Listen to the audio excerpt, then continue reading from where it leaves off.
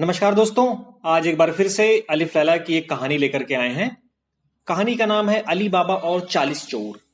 बचपन में हम सभी ने ये कहानी सुनी है, तो आज उसी कहानी को मैं फिर से दोहरा रहा हूं। पुराने समय में फारस देश में कासिम और अली बाबा नाम के दो भाई रहते थे। अब दोनों भाई बड़े गरीब थे। अब कासिम का विवाह एक बड़े घर की लड़की से हुआ, तो उसे दहेज में ढेर सारा धन मिला। और फिर अपने ससुर के मरने के बाद उत्तराधिकार में उसे एक बड़ी सी दुकान भी मिल गई। तो उसकी लाइफ पूरी तरीके से सेट थी। वो अपने एरिया का एक बड़ा व्यापारी बन गया। लेकिन बेचारा अली बाबा, उसकी शादी एक गरीब घर की लड़की से हुई। उसे कोई धन नहीं मिला।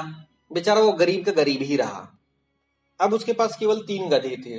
वह उन 3 गधों को लेकर जंगल जाता, जंगल में लकड़ियां काटता, लकड़ियां काट कर गधों पर लादता और शहर में आकर उन्हें बेच देता। तो ऐसे ही करके वो अपना पेट पाल रहा था। अब एक दिन जब अली बाबा जंगल में जाके लकड़ियां काट रहा था, तभी उसे कुछ आहट सुनाई पड़ी। उसने दूर देखा, धूल उड़ रही थी। अब उस धूल के बीच से कुछ सवार आते हुए दिखाई पड़े। अब अली बाबा देख के घबरा उठा। अब वह समझ गया कि ये लोग लुटेरे हैं। अब उसने सोचा, मेरे पास तो कुछ है ही नहीं, ये मुझे मारकर मेरे गधे ही लेकर चले जाएंगे। फिर उसने सोचा कि जल्दी से जल्दी जंगल से भाग जाए, लेकिन फिर लगा कि इतनी जल्दी वह जंगल से भाग नहीं पाएगा। तो उसने अपने गधों को इधर उधर हाँक दिया और खुद एक ऊंचे से पेड़ पर चढ़ गया। अब वह इतनी ऊंचाई पर चढ़ा हुआ था कि वह सब कुछ देख सकता था, लेकिन उसे कोई नहीं देख सकता था। अब उसी पेड़ के पास एक बहुत ऊंचा पहाड़ था। अब घुड़सवार आकर उसी पहाड़ के पास उतरे। अब उनके पास बड़े बड़े बोरे थे, जिसमें लूटा हुआ सारा माल पानी था। अब अली बाबा ने पेड़ से ही गिनकर देखा कि वे कुल 40 घुड़सवार हैं। अब लुटेरे घोड़े से उतरे और सोने चांदी से भरी बोरियां घोड़ों से उतार लिया। फिर उनका जो सरदार था, वो पहाड़ की खड़ी चट्टान के पास जाकर बोला, खुल जा सिमसिम। अब सिमसिम अरबी में तिल को कहते हैं, जो तिल का तेल होता है, वही वाला तिल। सरदार के यह कहते ही खड़ी चट्टान में एक द्वार खुल गया। सरदार और उसके 39 साथी उस दरवाजे से होकर अंदर चले गए। उनके अंदर जाते ही वह द्वार फिर से बंद हो गया अपने आप। पेड़ पर चढ़ा हुआ अली बाबा यह सब कुछ देख रहा था। देख करके थोड़ा सा डर गया। फिर सोचा क्यों ना पेड़ से उतरे और सारे घोड़ों को लेकर के भाग जाए, ताकि ये चोर उसका पीछा ना कर पाए। लेकिन फिर थोड़ा सा यह भी डर था कि इस बीच अगर वे अंदर से निकल आए तब तो उसे मार ही डालेंगे।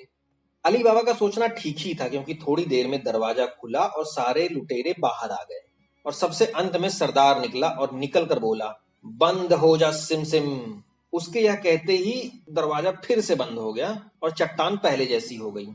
इसके बाद उन लुटेरों ने अपने अपने घोड़ों पर जीने कसी, लगाम लगाई और खाली बोरियां लेकर जिधर से आए थे उधर ही वो चले गए। अब कुछ ही देर में वो अली बाबा की नजरों से ओझल हो गए। बड़ी देर के बाद अली बाबा पेड़ से उतरा। उसे थोड़ा विश्वास हो गया था कि लुटेरे आकर के जा चुके हैं, अब लंबे समय तक वे यहाँ नहीं आएंगे। तो वह भी चट्टान के पास डरते हुए गया और सोचा कि क्यों ना इस बात की परीक्षा कर ली जाए कि वह भी दरवाजे को खोल सकता है।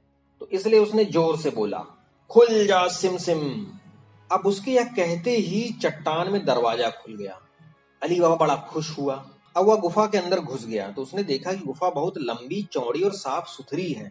उसे बड़ा आश्चर्य हो रहा था कि पहाड़ खोदकर इतनी लंबी चौड़ी जगह कौन निकाला होगा। गुफा लंबी तो बहुत थी, लेकिन उसकी छत आदमी की ऊंचाई से कुछ ही अधिक थी। इधर उधर पहाड़ के ढलानों पर बने हुए सुराखों से उसमें से हल्की फुल्की ऐसी रोशनी आ रही थी कि सब कुछ दिखाई दे रहा था। अब अली बाबा ने देखा कि पूरी गुफा खजाने से भरी हुई है। हर प्रकार के माल की गठरियां वहां रखी हुई हैं। ढेर सारे संदूक हैं जिनमें सोने की असरफियां भरी पड़ी हुई हैं। अब अली बाबा समझ गया कि यह सारी संपत्ति इन 40 चोरों की जमा की हुई नहीं है, बल्कि इनके पुरखों ने भी जमा किया होगा यहाँ पर। क्योंकि जहां तक उसकी दृष्टि जाती थी, वहां तक गुफा में असरफियां और मूल्यवान वस्तुएं रखी दिखाई देती थी। अब अली बाबा के अंदर जाते ही गुफा का द्वार बंद हो गया। अब वह द्वार इसी प्रकार बना था कि लोगों के अंदर जाते ही वह अपने आप बंद हो जाता था। अब अली बाबा जितनी असरफियों की थैली उठा सकता था उतना उठा लिया और फिर मंत्र बोलकर दरवाजा खुलवाया और फिर अपने गधों पर थैलियां ला दी और उन्हें छुपाने के लिए ऊपर से कुछ लकड़ियां भी रख दी और फिर से बंद हो जा सिमसिम कह के दरवाजा बंद कर दिया बाहर से। और फिर रोज की तरह गधे को धीरे धीरे हाँकता हुआ अपने घर पर चला गया। अब घर के अंदर गधा ले जाकर उसने दरवाजा अंदर से बंद कर लिया। एक और लकड़ियां रखी और दूसरी ओर असरफियों की थैली। असरफियों की थैली देख करके उसकी औरत बड़ी घबरा गई। उसने समझा कि अली बाबा किसी को लूट कर आया है। उसने बिना कुछ सुने अली बाबा को बहुत भला बुरा कहा। वह कहने लगी, मैं मेहनत की कमाई में ही खुश थी, जो माल तुम लूट कर लाए हो उसे मैं हाथ भी नहीं लगाऊंगी। अली बाबा ने समझाया, अरे मूर्ख है तू, मैंने किसी को लूटा नहीं है, तुम पूरा हाल सुनोगी तो ऊपर वाले की दया पर खुश होगी। और यह कह करके उसने सारी कहानी अपनी पत्नी को बताया।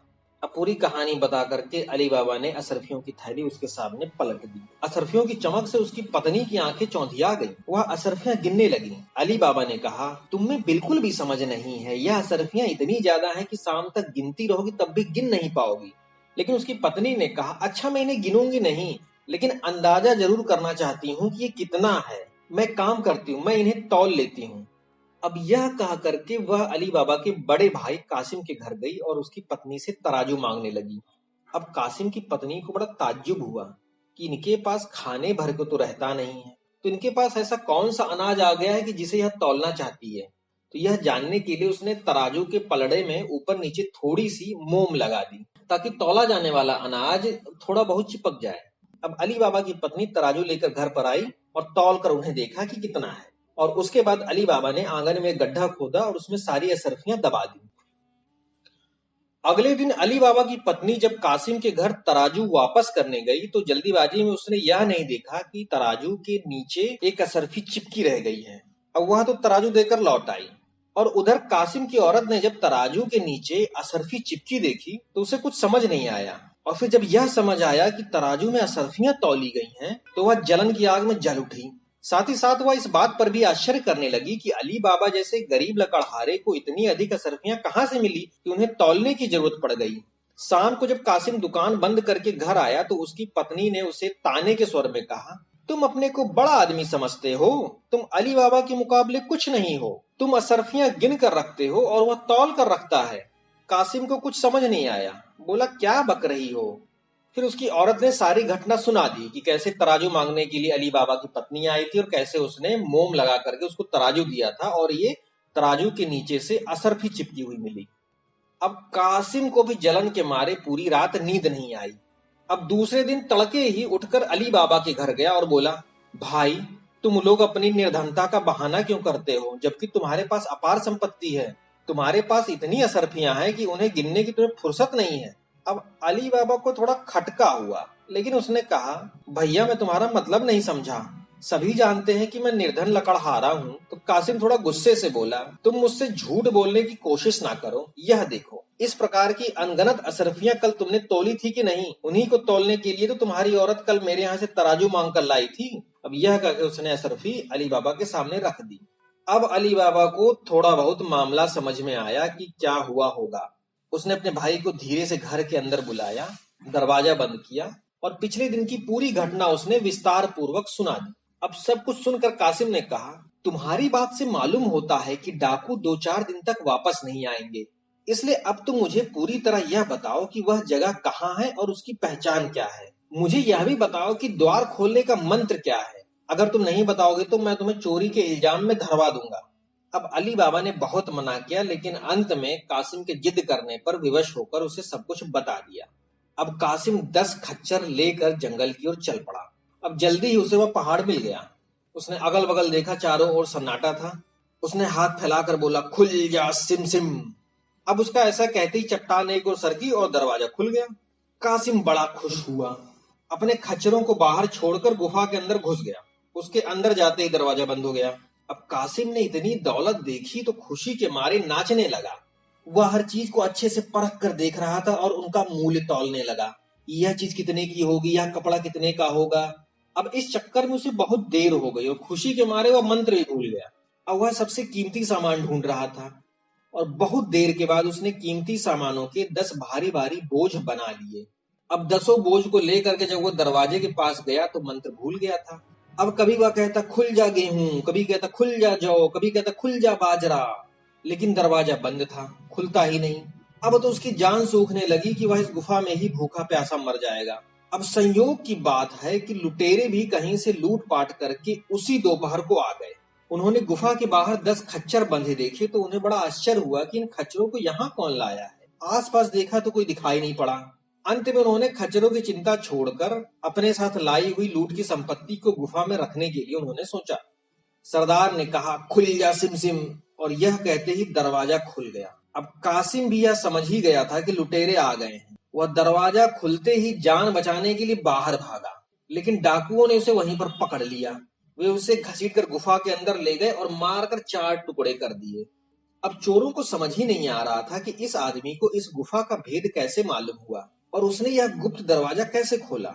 अब बड़ी देर तक वे आपस में बहस करते रहे, लेकिन किसी नतीजे पर नहीं पहुंच पाए।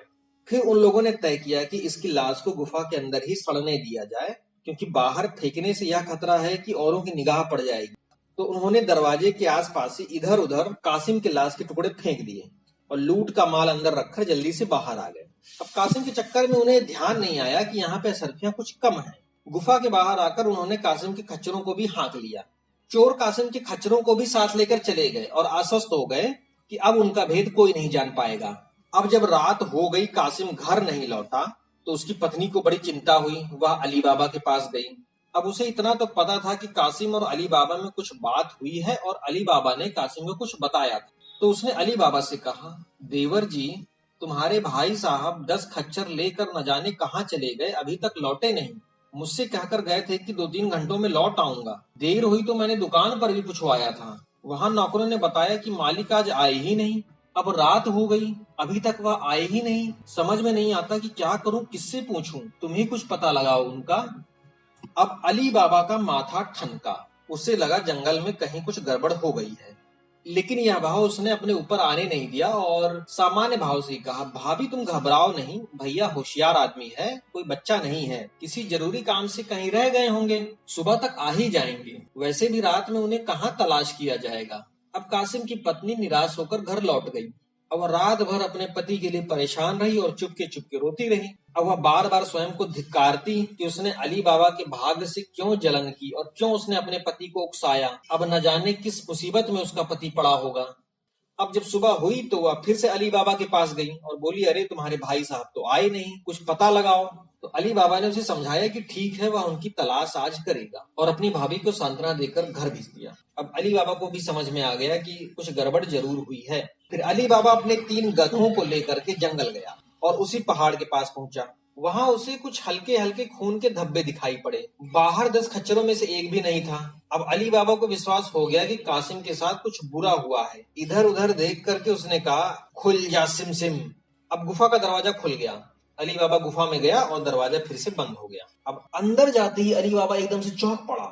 दरवाजे के पास ही दोनों ओर कासिम की लाश के 2-2 टुकड़े पड़े। उसे समझते देर नहीं लगी कि कासिम के रहते ही डाकू वापस आ गए होंगे और उन्होंने उसे मार डाला और खच्चर भी ले गए। अब पहले तो उसने थोड़ा मातम मनाया, फिर वहीं से एक चादर उठाकर कासिम के शरीर के टुकड़ों की एक गठरी बनाई। ढेर सारी असरफियां भी 2 बोरियों में भर ली और मंत्र से द्वार खोलकर बाहर आ गया। उसने एक गधे पर कासिम की लाश रखी और दूसरे पर असरफियां ला दी और उन्हें लकड़ियों के बीच छिपाकर होशियारी से शहर से होता हुआ अपने घर पहुंच गया। घर पहुंचकर उसने असरफी की बोरियां अपनी पत्नी को दी, लेकिन कासिम का कुछ भी हाल उसे नहीं बताया और तीसरा गधा ले जाकर के कासिम के घर पहुंचा। आवाज देने पर कासिम की दासी, जिसका नाम मर्जीना था और वो बड़ी होशियार थी, उसने दरवाजा खोला। अली बाबा ने गधा अंदर करके दरवाजा बंद कर लिया और मर्जीना को सारी बात बताई और कासिम के बारे में बताया कि यह हुआ है। फिर बोला कि अब समझ नहीं आता कि इसकी मौत को कैसे बताया जाए और इसके टुकड़े टुकड़े शरीर को कैसे दफन किया जाए। अब मर्जीना तो होशियार थी, उसने कुछ सोचा और बोला, अली बाबा आप मालकिन को संभालें, बाकी का काम मैं देख लूंगी। अली बाबा अपनी भाभी के पास पहुंचा तो कासिम की औरत ने बोला, क्या खबर लाए, भगवान सब भला करे, लेकिन तुम्हारे चेहरे पर दुख क्यों दिखाई देता है। अब अली बाबा को समझ में नहीं आया कि बात कैसे चालू करे, लेकिन जैसे तैसे उसने कासिम की लाश के 4 टुकड़े मिलने की बात बताई। अब यह बात सुनते ही कासिम की पत्नी चीख मार कर रोने लगी तो अली बाबा ने उसे डांट कर चुप कराया। कहा, क्या करती हो भाभी, भैया तो गए ही, क्या अब रो पीट करके तुम सारा भेद खोलना चाहती हो। लोगों को असलियत मालूम हुई तो हम सबकी जान पर बनाएगी और इस शहर के कोतवाल हमारे धन के चक्कर में हम पर ही कासिम की हत्या का आरोप लगा करके हम लोग को फांसी दे देंगे, और या फिर अगर डाकुओं को पता चल गया तो वे आ करके हमें यहाँ मार डालेंगे। कासिम की पत्नी को बात थोड़ी समझ आई। रोते हुए बोली, मैं कहाँ जाऊंगी, क्या करूंगी, मेरा तो कोई लड़का भी नहीं है जो दुकान संभाले। अली बाबा ने बोला, बाद में सब ठीक हो जाएगा, मैं तुमसे शादी कर लूंगा, मेरी स्त्री बड़ी अच्छी है, वह तुमसे झगड़ा नहीं करेगी, लेकिन पहले कासिम को दफनाने का प्रबंध कर लिया जाए। अब कासिम की स्त्री चुपचाप आंसू बहाने के अलावा क्या कर सकती थी। अब इधर मर्जीना ने अपना दिमाग लगाया कि लाश को कैसे ठिकाने लगाया जाए। तो वह पहले एक वैद्य की दुकान पर गई और एकदम मरने वाले रोगी को दी जाने वाली दवा मांगी। तो वैद्य ने पूछा, अरे भाई, ऐसा कौन बीमार है जो मरने की कगार पर चला गया है? तो मर्जीना ने कहा कि मेरे मालिक की दशा बड़ी खराब है। तो वैद्य ने कहा, अच्छा अच्छा। तो उसने एक दवा दी और कहा, अगर इससे भी ठीक ना हो तो मेरे पास फिर आना, मैं तुम्हें इससे भी ज्यादा तगड़ी दवा दूंगा। अब मर्जीना दवा लेकर के एक बूढ़े मोची के पास गई, जो वहां से बहुत दूर रहता था। मोची का नाम मुस्तफा था। अब मोची बहुत बूढ़ा था, उसकी दुकान में हर समय अंधेरा रहता था, लेकिन वह डट कर काम करता था। अब मर्जीना पहुंची और बोली, बाबा मुस्तफा, तुम तो बड़े होशियार आदमी मालूम होते हो, इतने अंधेरे में भी ऐसी नाजुक सिलाई कर रहे हो। अब मुस्तफा मोची को बड़ा गर्व हुआ, हंसकर बोला, लड़की, तू क्या समझती है, मैं तो इससे भी अधिक अंधेरे में तुझे काट कर दोबारा जोड़ दूं। अब मर्जीना मुस्तफा के पास आई और धीरे से फुसफुसा कर बोली, बाबा, तुम मुझे मत काटो जोड़ो, लेकिन एक ऐसा ही काम है, बहुत अच्छा दाम मिलेगा, लेकिन किसी को पता नहीं चलना चाहिए। एक असरफी अभी मिलेगी और एक असरफी काम के बाद। अब असरफी के लालच में मुस्तफा तैयार हो गया, लेकिन फिर मर्जीना ने एक शर्त रख दी। उसने कहा कि उस चौराहे के आगे मैं तुम्हारी आंखों पर पट्टी बांध दूंगी, तभी मैं तुम्हें अपने यहाँ ले चलूंगी। पहले तो बूढ़ा तैयार नहीं हुआ, लेकिन जब मर्जीना ने उसे और भी असरफियां देने का लालच दिया तो फिर वह तैयार हो गया। अब मर्जीना वहां अंधेरा होने तक रुकी। अब जब अंधेरा हो गया तो वह मुस्तफा मोची को वहां पर लाई, उसकी आंखों पर पट्टी बांधी और गलियों गलियों में उसे घुमाते घुमाते अपने घर तक ले आई। अब मुस्तफा भी बहुत बड़ा घाघ था, वह अपने कदम गिनता गया और मोड़ों का ध्यान भी रखता गया। अब मर्जीना मुस्तफा को एक गुप्त कोठरी में ले गई और वहां पर रखी कासिम की लाश को उसने दिखाकर कहा कि इन्हीं टुकड़ों को सी करके पूरा एक इंसान बना देना है। अब कोठरी में बहुत हल्का हल्का प्रकाश था, तो ठीक से कुछ दिखाई नहीं पड़ रहा था, लेकिन बूढ़े को तो पहले से ही अंधेरे में आदत थी, तो उसने 2 घंटे में ही टुकड़ों को सी करके पूरा शरीर बना दिया। अब मर्जीना ने उससे वादे के अनुसार जितनी असरफियां देने को कहा था उससे अधिक दी और कहा, यह बात किसी को पता नहीं चलनी चाहिए। अब मुस्तफा मोची ने वादा किया कि वह किसी को नहीं बताएगा। इसके बाद मर्जीना ने मुस्तफा की आंखों पर पट्टी बांधी और फिर रात के अंधेरे में उसे लाकर चौराहे पर छोड़ दिया। अब मुस्तफा को छोड़ करके वह घर वापस आई और अली बाबा के साथ मिलकर कासिम की लाश को अच्छे से नहलाया और फिर एक कफन में लपेट दिया। फिर अगली सुबह मर्जीना रोती हुई वैद्य के पास पहुंची और बोली कि अरे, ये जो तुम दूसरी दवा के बारे में बता रहे थे वह वाली दवा दे दो, मेरे मालिक की हालत बहुत खराब है, पता नहीं बचेंगे कि नहीं बचेंगे। अब वैद्य हकबका गया, जल्दी से दवा निकाल कर दे दी। अब उस वैद्य ने और लोगों को भी कासिम की हालत के बारे में बताया। अब कासिम मोहल्ले का एक प्रतिष्ठित व्यक्ति था, इसलिए कई आदमी उसके द्वार पर जाकर उसका हाल पूछने आ गए। फिर कुछ ही देर में घर के अंदर से रोने पीटने की आवाजें आने लगी और 10-5 मिनट में अली बाबा आंसू पोंछते हुए बाहर आया। उसने लोगों को बताया कि कासिम को जानलेवा रोग हुआ था और अभी अभी उसने दम तोड़ दिया। अब यह सुनकर वहां इकट्ठा हुए लोग अपना दुख प्रकट करने लगे। मोहल्ले से बहुत सारे लोग आ गए, मस्जिद के इमाम भी आ गए और लाश को मोहल्ले के कब्रिस्तान में ले जाकर दफन कर दिया गया।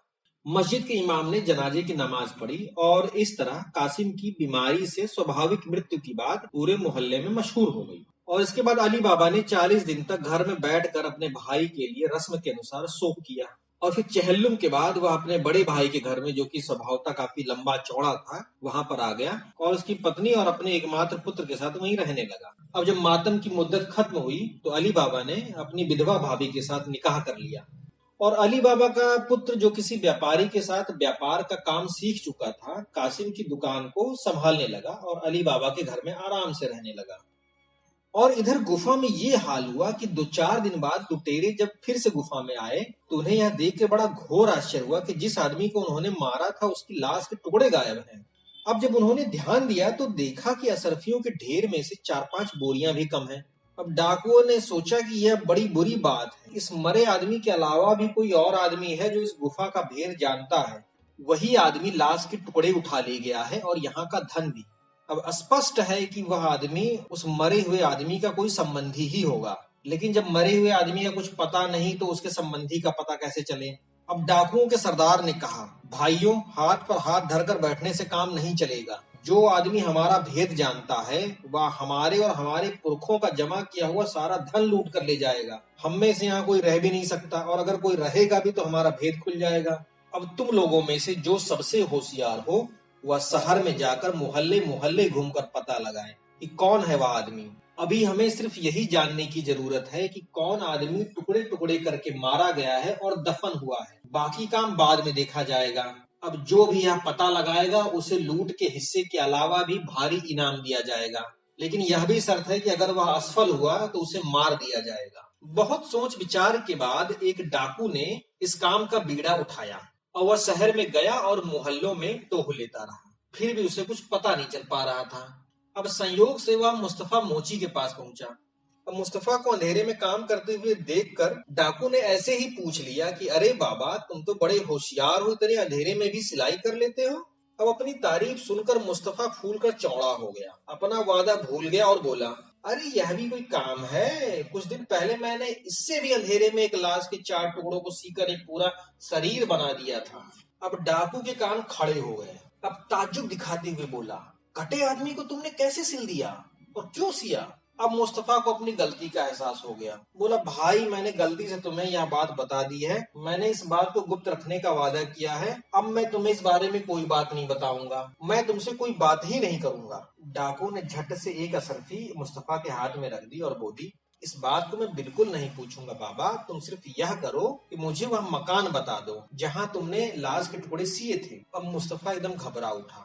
उसने कहा, भाई तुम अपनी यह असरफी वापस ले लो। मकान में इसलिए नहीं बता सकता, एक दासी उस चौराहे से मुझे रात के समय आंखों पर पट्टी बांध कर ले गई थी और उसी तरह यहाँ छोड़ गई थी। इतना सुनने के बाद डाकू ने 2 असरफियां और निकालकर मुस्तफा के हाथों पर रख दी और पुचकारते हुए बोला, बाबा तुम बहुत होशियार आदमी हो। मैं रात में आऊंगा और तुम्हारी आंखों पर पट्टी बांधकर तुम्हें ले चलूंगा। अब मुस्तफा को लालच आ गया। थोड़ी सी नानुकुर के बाद बोला, अच्छा भाई ठीक है, तुम रात को आना। काम बड़ा खतरनाक है, लेकिन तुम इतना जोर दे रहे हो तो करना ही पड़ेगा। अब जब फिर रात हुई तो डाकू आया। उसने मुस्तफा की आंखों पर पट्टी बांधी। अब फिर मुस्तफा अपने अंदाजे के हिसाब से कदमों को गिनता और फिर एक निश्चित संख्या के बाद दाएं या बाएं मुड़ने के लिए कहता। ऐसा बड़ी देर तक करते करते अंत में वह अली बाबा के घर पर पहुंच ही गया और वहां उसने पट्टी खोलकर बोला, इसी घर में मुझे दासी लेकर के आई थी। तो डाकू ने पूछा, क्या तुम बता सकते हो कि किसका मकान है? तो मुस्तफा ने बोला कि यह तो मैं नहीं जानता, क्योंकि मैं दूसरे मोहल्ले में रहता हूँ। अब ऐसा करो, तुम मेरी आंखों पर पट्टी बांध दो और मुझे वापस उसी चौराहे पर छोड़ दो। अगर आंखें खोल कर चलूंगा तो मैं अपने घर नहीं पहुंच पाऊंगा। अब डाकू ने एक खड़िया से अली बाबा के मकान पर एक चिन्ह बना दिया। फिर वह मुस्तफा की आंखों पर पट्टी बांधकर उसकी दुकान के चौराहे पर छोड़ गया। अब सुबह होने पर डाकू अपने दल के पास पहुंचा और सरदार को सारा हाल बताया कि किस तरह फला फला मोहल्ले के बूढ़े मोची की आंखों पर पट्टी बांधकर वह उस मकान में गया जहां मोची ने 4 टुकड़ों को सीकर पूरी एक लाश बनाई थी। अब सभी के सामने यह स्पष्ट था कि वह उसी आदमी की लाश होगी जिसे उन लोगों ने मारा था। सारी बातें सुनकर सरदार ने कहा, ठीक है, आज रात को तुम मेरे साथ चलकर मुझे वह मकान दिखा देना। अब इधर सुबह जब मर्जीना घर के बाहर निकली तो दरवाजे के बाहर खड़िया से लगा हुआ निशान देखा। उसका मन कुछ खटका, क्योंकि उसे डाकुओं के बारे में मालूम था।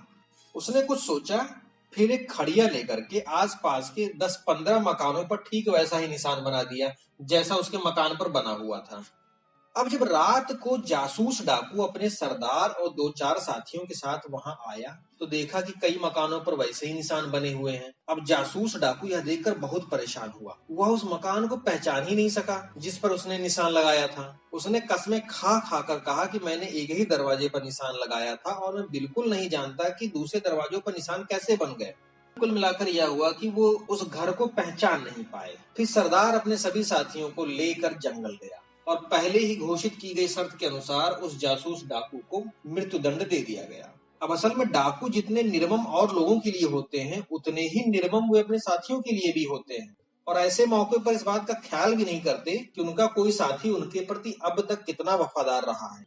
खैर, उस जासूस डाकू को मृत्युदंड देने के बाद और उसकी लाश ठिकाने लगाने के बाद डाकू फिर से सोच विचार करने लगे कैसे उस घर का पता लगाया जाए। अब सरदार ने इनाम की रकम बढ़ा दी। प्रस्ताव रखा कि कौन जाएगा पता लगाने के लिए। बड़ी देर तक आपस में बातचीत करने के बाद एक डाकू ने बीड़ा उठाया कि वह उस आदमी का पता लगाएगा। सरदार ने उसे पेशगी में भी कुछ इनाम दिया कि जाओ, लेकिन उसके साथ भी वही शर्त थी, अगर वह असफल हुआ तो उसको भी मृत्युदंड मिलेगा। अब वह डाकू इधर उधर पूछ करके मुस्तफा मोची के पास पहुंचा। अब उस डाकू ने भी मुस्तफा को वह मकान बताने के लिए 2 असरफियां दी। अब मुस्तफा को इस तरह भारी इनाम पाने की आदत पड़ गई थी और उसे यह भी विश्वास हो गया था कि इस तरह के सौदे में किसी तरह का खतरा नहीं है। इसलिए वह इस बात के लिए तैयार हो गया कि रात को उसकी आंखों पर पट्टी बांधकर वह उसे उस घर तक पहुंचा देगा। अब इस बार भी वही हुआ। मुस्तफा पैरों को गिनता हुआ दाएं बाएं करता हुआ दूसरे डाकू को भी अली बाबा के घर तक पहुंचा दिया। इस बार दूसरे डाकू ने सोचा कि सफेद लगे निशान के बगल में छोटा सा लाल निशान लगा देता हूँ और अच्छी तरह याद रख लेता हूँ कि सफेद निशान के किस ओर लाल निशान लगाया। अब रात के समय अगल बगल के मकानों को देख पाना संभव नहीं था, इसीलिए वे लोग निशान लगाते थे। अब अगले दिन मर्जीना की तेज निगाहों ने दूसरी बार भी वह लाल निशान देख लिया। अब उसे पूरा विश्वास हो गया कि कोई ना कोई बुरी नीयत रख रहा है इस घर पर। इसलिए उसने फिर से अगल बगल के सारे मकानों पर वैसा ही निशान बिल्कुल ध्यान से बना दिया। अब इधर दूसरा जासूस डाकू अपने सरदार के पास गया और कहने लगा कि इस बार मैंने ऐसा निशान लगाया है जो आसानी से किसी को दिखाई ही नहीं देगा। अब फिर अगले दिन सरदार अपने 2 साथियों और जासूस डाकू को लेकर रात में वहां पहुंचा तो सब ने देखा कि पहले जैसा ही फिर से धोखा हुआ। मोहल्ले के सारे मकानों पर एक ही जैसे निशान बने हुए हैं। दूसरा डाकू भी बड़ा लज्जित हुआ। अब जब डाकू अपने अड्डे पर पहुंचे तो वह सरदार से अपने प्राणों की भीख मांगने लगा, लेकिन सरदार किसी भी प्रकार की ढिलाई दिखाकर अपने दल का अनुशासन कमजोर नहीं करना चाहता था, इसलिए उसने उसे भी मरवा दिया। अब 2-2 जासूस डाकुओं की असफलता और मौत देखकर इस बार कोई भी आगे नहीं आया, इसलिए सरदार ने खुद ही यह काम करना तय किया। अब वह भी मुस्तफा मोची के पास पहुंचा और उसे असरफियां देकर उसकी आंखों में पट्टी बांधकर अली बाबा के मकान के सामने पहुंच गया। अब जब अली बाबा के घर के सामने डाकुओं का सरदार पहुंच गया तो उसने देखा कि निशान लगाने की विधि 2 बार असफल हो चुकी है, इसलिए उसने घूम घूमकर सारे मकानों को अच्छी तरह पहचान लिया और ध्यान से सब कुछ याद कर लिया और अली बाबा के मकान के कुछ खास चिन्हों को भी उसने याद कर लिया। और दूसरे दिन दोपहर के समय उस मोहल्ले में जाकर के थोड़ी बहुत ऐसी ही पूछताछ की तो पता चला कि उस मकान में अली बाबा नाम का व्यक्ति रहता है और वो बड़ा ही शांत सौम्य स्वभाव का अतिथि प्रेमी है। मतलब कोई भी अतिथि आएगा उसका बड़ा आदर सत्कार करता है। अब डाकुओं का सरदार अपने अड्डे पर वापस गया और अली बाबा को मारने की योजना बनाने लगा। अब वह यह काम बड़े चुपचाप ढंग से करना चाहता था, तो उसने अपने आदमियों को भेजकर 48 बड़े बड़े तेल के कुप्पे मंगाए जिसमें एक आदमी सिकुड़ कर आसानी से बैठ सकता था और 19 खच्चर मंगवाए। अब उसने अपने बचे हुए 37 साथियों को एक एक करके कुप्पे में बिठाया और आखिरी के एक कुप्पे में पूरा तेल भरवा लिया। फिर एक एक खच्चर पर 2-2 कुप्पे इधर उधर लटकाकर शहर की ओर चल दिया। अब उन कुप्पों के अंदर 37 आदमी छुप कर बैठे हुए थे और उनको ढकने के लिए थोड़ा बहुत अनाज और कुछ सामान भी उनके ऊपर रख दिया गया था और सभी के पास एक एक तेज छुरी भी थी। अब सरदार ने सबको योजना समझाई कि हम लोग अली बाबा के घर में ठहरेंगे और आधी रात में जब मैं कुप्पों के ऊपर कंकड़ियां फेंकूंगा तो तुम सभी लोग अपने अपने कुप्पों को चीर कर बाहर निकल आना और अली बाबा और उसके परिवार के सदस्यों की हत्या करके रात ही रात चुपचाप शहर में इधर उधर छुप जाएंगे और सुबह शहर से बाहर निकलकर अपने अड्डे पर वापस पहुंच जाएंगे। अब सभी डाकुओं को यह योजना पसंद आ गई थी। अब जब रात होने को आई और सभी के घर के बाहर दिया जलने लगा तो डाकुओं का सरदार व्यापारी का भेष बनाकर अपने 19 खच्चर लिए हुए अली बाबा के घर पर पहुंचा। वह खच्चरों को बाहर छोड़कर खुद अंदर चला आया। उस समय अली बाबा अपनी बैठक में बैठा था। सरदार ने उसे सलाम करके कहा, महाशय, मैं बाहर से आया हुआ तेल का व्यापारी हूँ और यहाँ के व्यापारियों को तेल बेचने आया हूँ। मुझे रास्ते में देर लग गई है और इस समय किसी सराय में जगह भी नहीं मिली। यदि आपकी इजाजत हो तो मैं आपके अहाते में अपने खच्चर बांध दूं और तेल के कुप्पों को रखवा दूं। सुबह फिर उन्हें खच्चरों पर लाद कर तेल की मंडी में चला जाऊंगा। अब अली बाबा ने बड़ी खुशी खुशी उसको अपना अतिथि बनाना मंजूर कर लिया। उसने अपने आदमियों से कुप्पे उतरवाए और खच्चरों के लिए घास की व्यवस्था करने को कहा, लेकिन डाकू सरदार ने कहा कि मेरे पास खच्चरों का खुद का दाना है।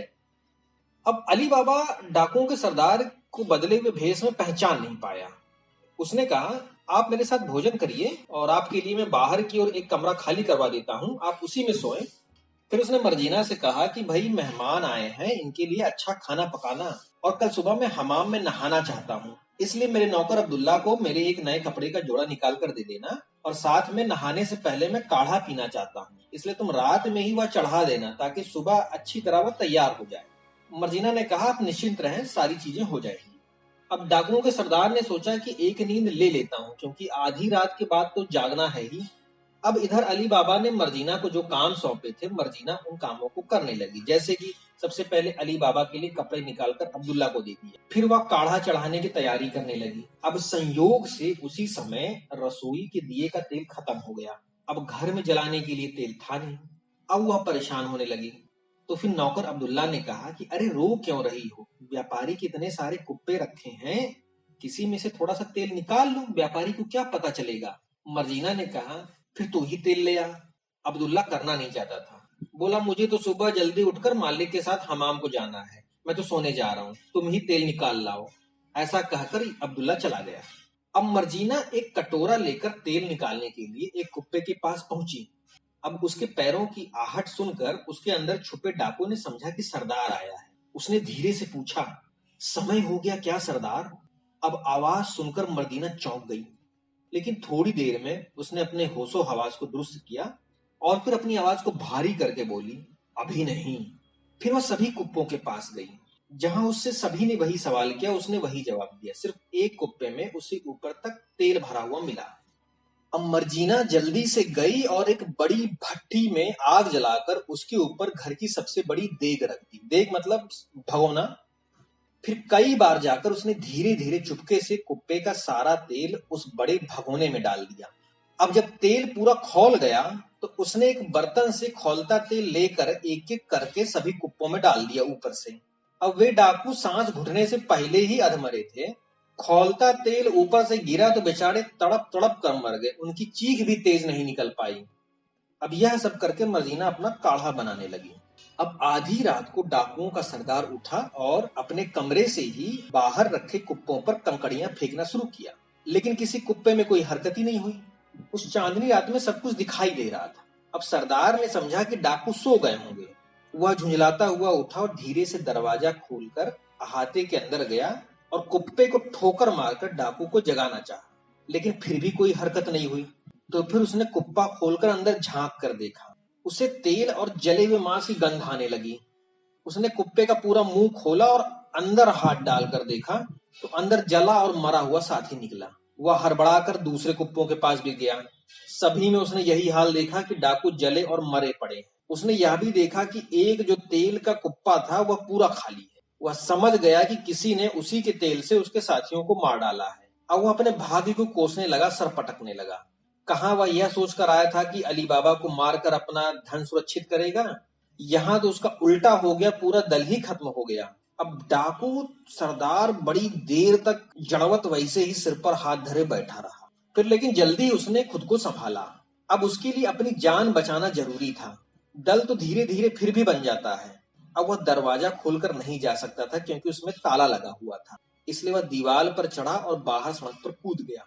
अब मर्जीना उसे चुपके चुपके ये सारी चीजें करते हुए देख रही थी। उसने सोचा कि डाकुओं का दल तो समाप्त हो गया, लेकिन उनका सरदार बच रहा है। लेकिन वह अकेला क्या कर लेगा? अकेला डाका भी नहीं डाल सकता। अब कम से कम इस रात तो वह कुछ नहीं कर सकता। इसलिए मर्जीना निश्चिंत होकर अपनी कोठरी में जाकर के सो गई। अब अली बाबा एकदम भोर में उठा और अब्दुल्ला को लेकर हमाम चला गया। अब 2-3 घंटे के बाद लौटा तो देखा कि हाथे में खच्चर वैसे ही बंधे हुए हैं और तेल के कुप्पे वैसे ही रखे हुए हैं। तो उसने मर्जीना से कहा, क्या हुआ, तेल का व्यापारी अभी सोकर उठा नहीं? वह तो कह रहा था कि सुबह बाजार जाना है। मर्जीना ने कहा, मालिक भगवान आपको लंबी उम्र करे, वह व्यापारी भाग गया, आप नाश्ता कीजिए, फिर मैं आपको सारा हाल बताऊंगी। फिर अली बाबा को नाश्ता कराने के बाद मर्जीना ने सारी बात विस्तार से बताई। अब सारी बात सुनकर अली बाबा एकदम हक्का बक्का था।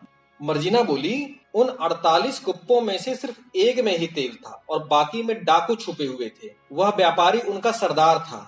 मुझे पिछले 4-5 दिनों से शक था कि कोई व्यक्ति आपका अनिष्ट करना चाहता है। मैं सजग भी हो गई और अपनी समझ के अनुसार सावधानी भी बरती, जो भगवान की दया से सफल हुई। एक दिन मैंने घर के दरवाजे पर सफेद खड़िया का निशान देखा। मैं समझ गई कि कोई व्यक्ति बुरी नीयत रख रहा है और आपका मकान पहचानना चाहता है। इसलिए मैंने वैसे ही खड़िया के निशान मोहल्ले के सारे दरवाजों पर बना दिए, जिससे आपके घर की पहचान ही खत्म हो जाए। 2-3 दिन बाद मैंने देखा कि सफेद निशान के पास एक छोटा सा लाल निशान बना हुआ है। अब तो मुझे पूरा विश्वास हो गया था कि आपके किसी दुश्मन की ही कार्यवाही है।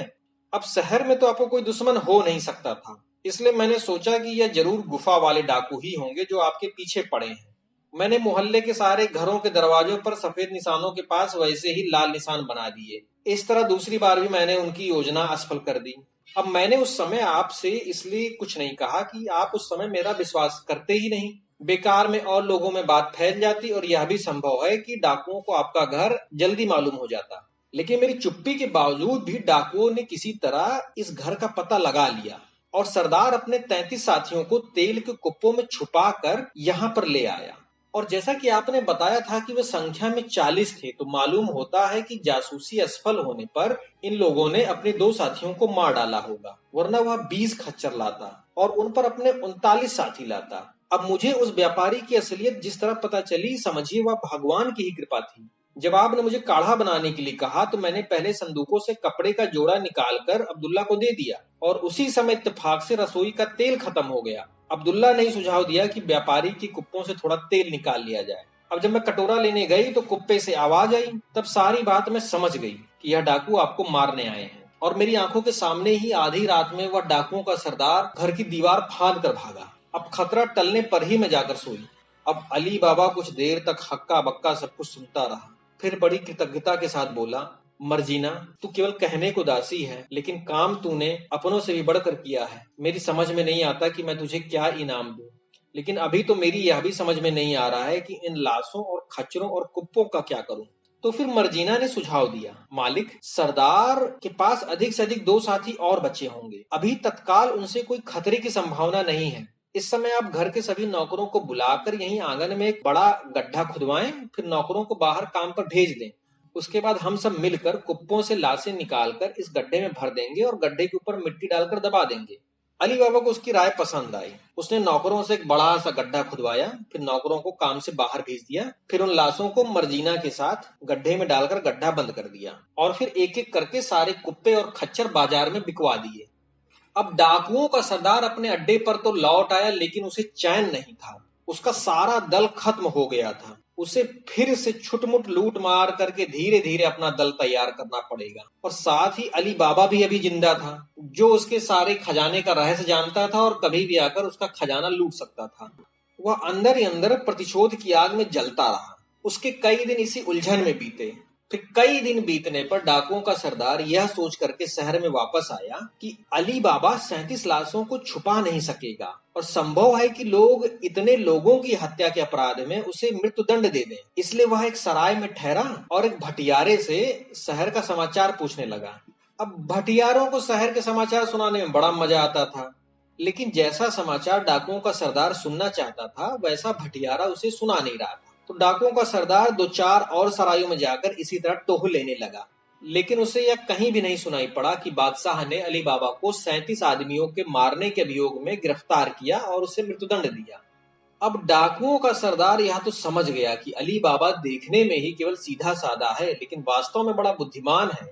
अब ना सिर्फ अपने भाई की लाश को ले जाकर गुप्त तरीके से उसके टुकड़े सिलवा कर उसने उसे दफन कर दिया, बल्कि उसके 37 साथियों की लाशों को भी उसने बड़ी चतुरता से घोंट दिया। ऐसे आदमी से बदला लेना आसान काम नहीं था। फिर भी डाकुओं के सरदार ने अली बाबा को मारने का निश्चय नहीं छोड़ा।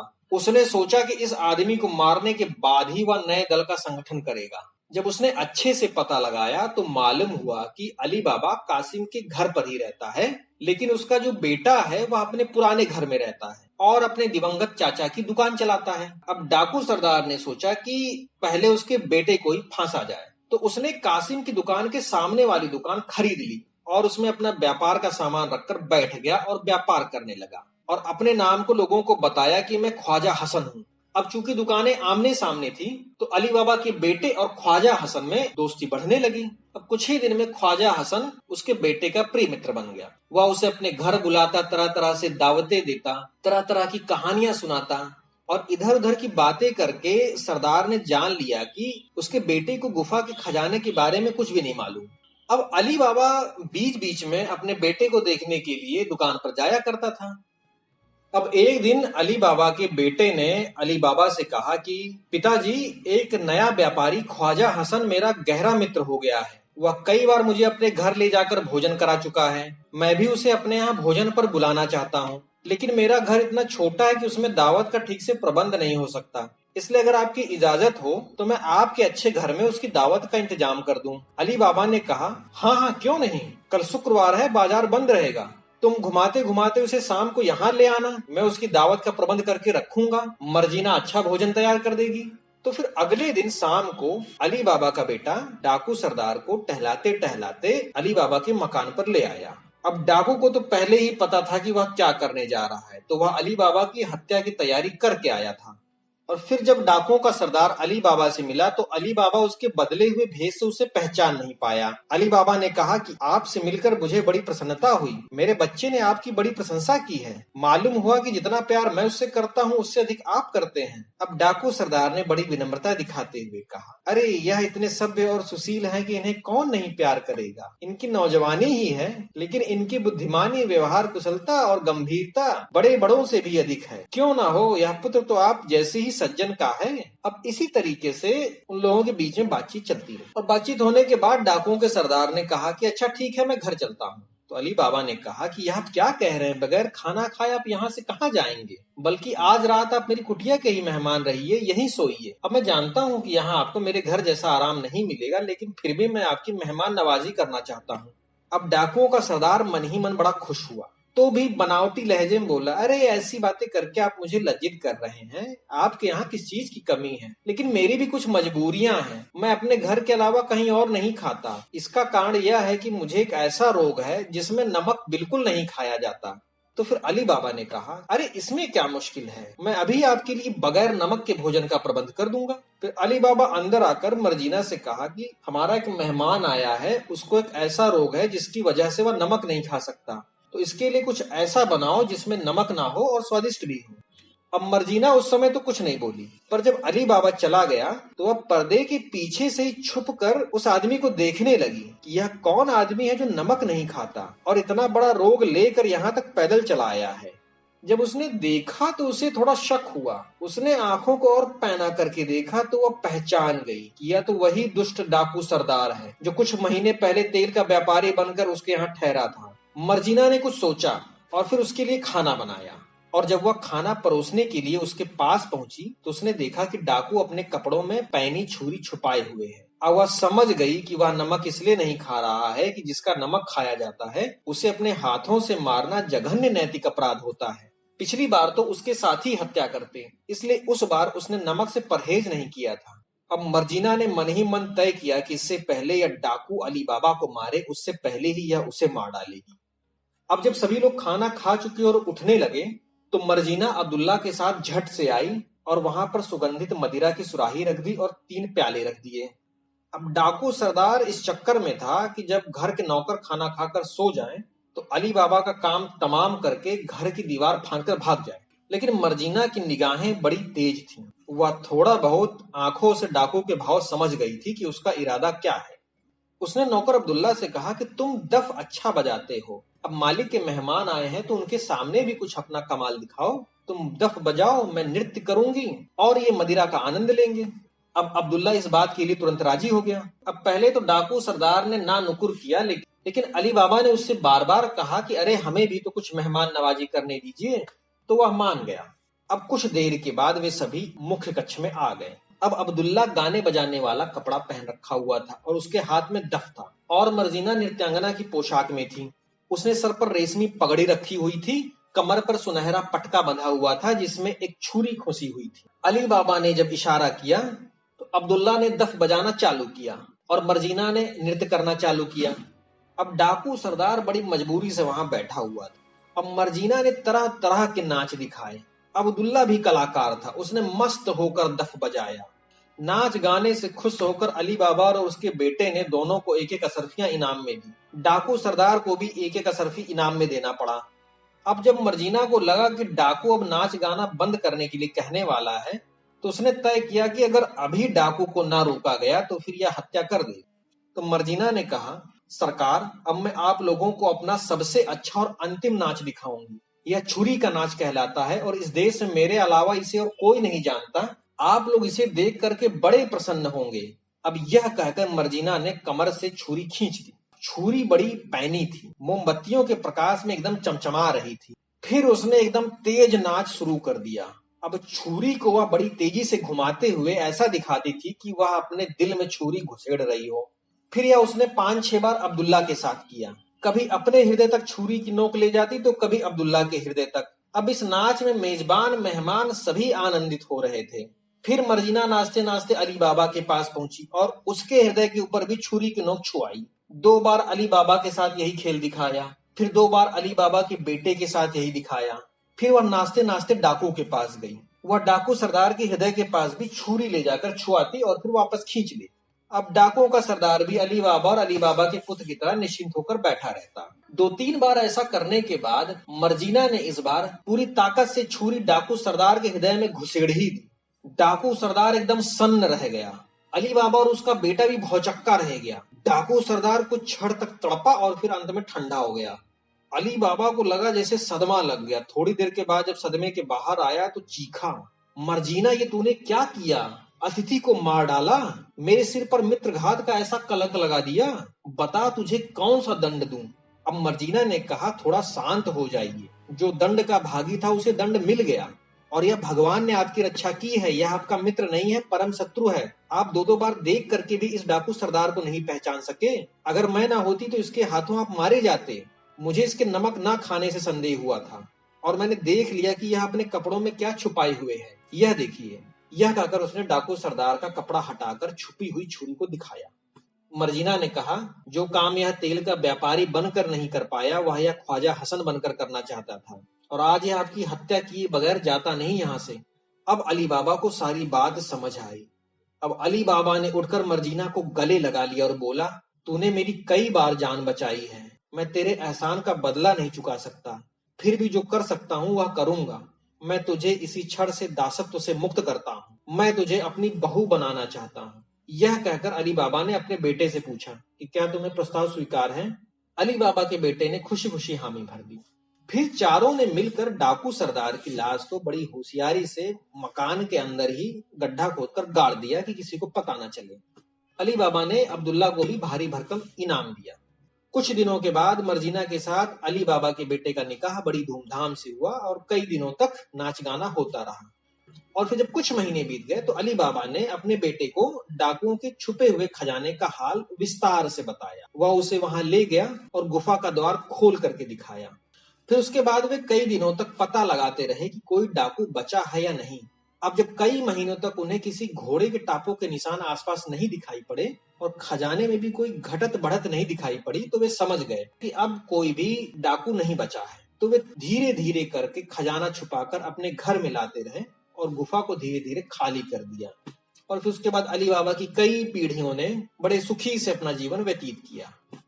तो दोस्तों, यह अली बाबा और 40 चोर की कहानी थी। बचपन में हम लोगों ने सीरियल के रूप में देखी थी। आज बहुत दिनों बाद मौका मिला तो मैंने आपको फिर से सुना दिया। अगर आपको कहानियां सुनना पसंद है तो चैनल को सब्सक्राइब कर लें। मिलते हैं अगली बार एक नई कहानी के साथ। तब तक के लिए टाटा बाय बाय।